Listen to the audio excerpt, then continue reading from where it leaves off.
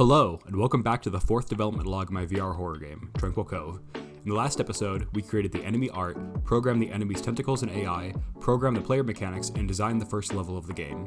In this devlog, I polished the enemy AI, programmed an objective system for the player, and released the game into early access on Steam. Hey, I'm Roger. The goal of this project is to create the scariest horror experience available in virtual reality. If you enjoy this devlog, be sure to check out the last one. And with that, enjoy the rest of the video.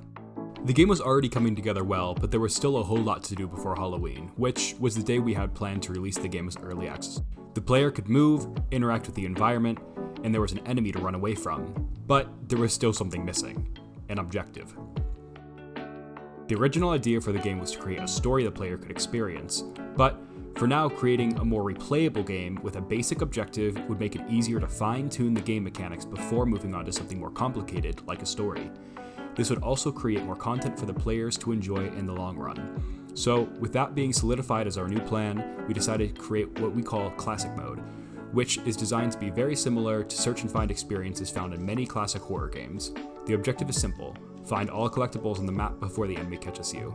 For now, we decided on using souls as the collectibles because it fits the theme of a horror game. However, we may be changing the collectibles later on when we flesh out the story a little bit more. After adding the objective, the game was pretty much entirely playable, but it still required more polish before releasing as early access on Steam. So while getting the game ready for launch, we realized the map needed quite a bit of work before we released. We realized that there were some areas that were too open. There was just a lot of blank area. To fix this, we decided to kind of split the map up more. We split the forest in half, creating a fence down the length of the road, essentially creating like a Y shape for the map. And that Y shape helped the game. It created more choke points where the enemy would be able to see you. It makes it much more likely that you encounter the enemy at a choke point, especially the choke point before going into the forest, right before getting to the scary tree. Really, that's the smallest choke point in the game. This wasn't the only way of creating choke points. We're able to make more choke points throughout the entire map by raising elevation in certain areas, adding rocks to force the player into one area to help with visibility of the trails, because it's just so dark, especially when you're in the forest.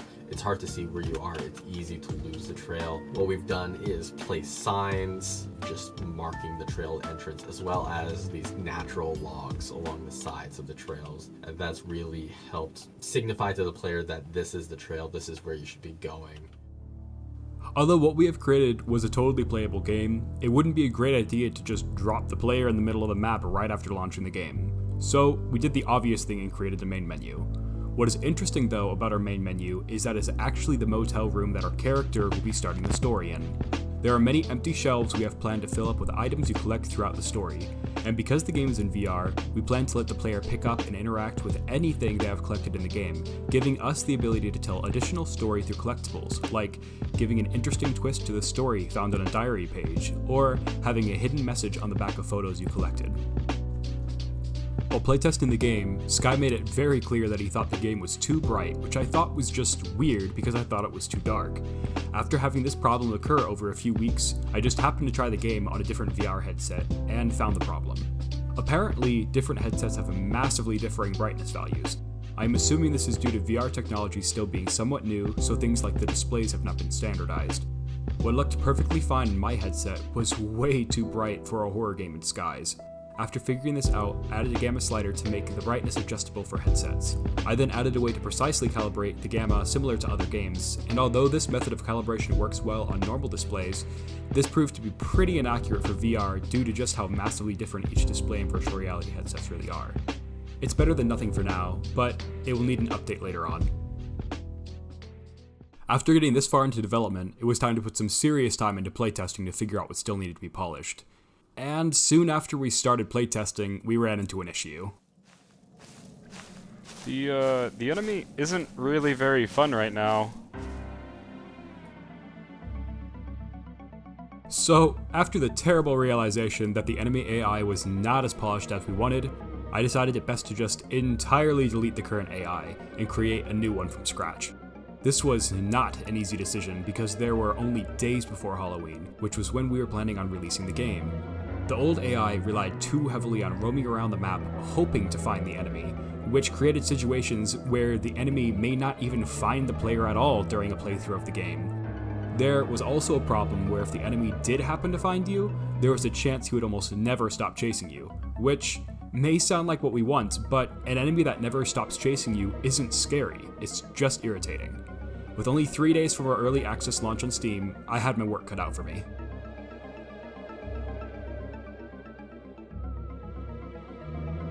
After cramming what felt like weeks worth of work into just a few days, the AI was finally done. Unfortunately though, I finished it 1 day late.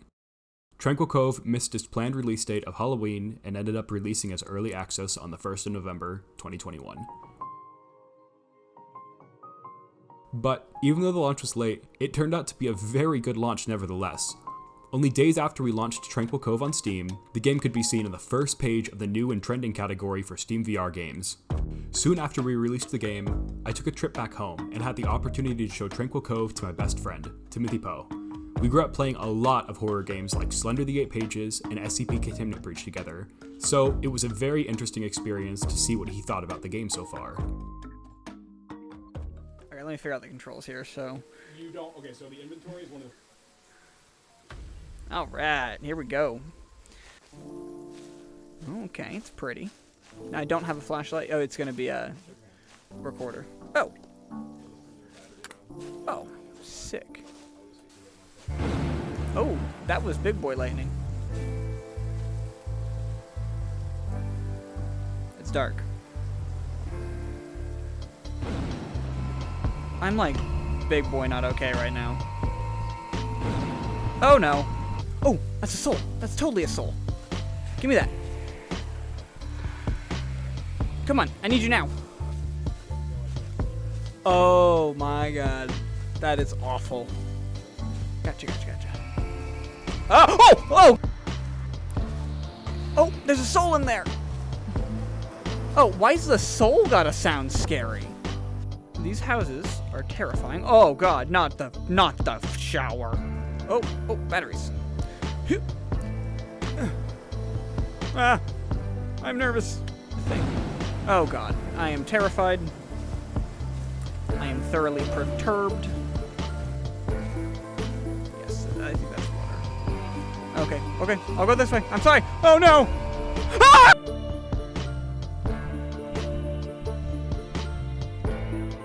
I found a lamp. Oh, I'm not okay with this. God, I hate the souls. Did I get it? Oh my god, that's terrifying. I'm a brave boy. Oh god, my battery goes down so fast, but I need it. Oh my god, my battery. This is not Duracell. Okay. Oh no. Yes, I would like more thunder. I like it. Yes, thank you. Come on. Oh, I don't want to go in here. No. Oh, no! No, open! This is a lot more stressful than on a computer. Okay, crap. Freaking terrifying. Get out of here. I can see you now. Oh my god, I can see you! Okay.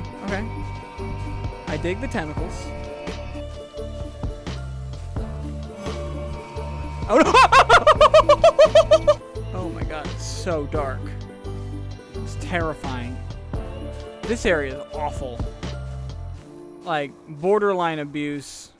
Although I don't hear him, so I think I'm okay for right now. Yes.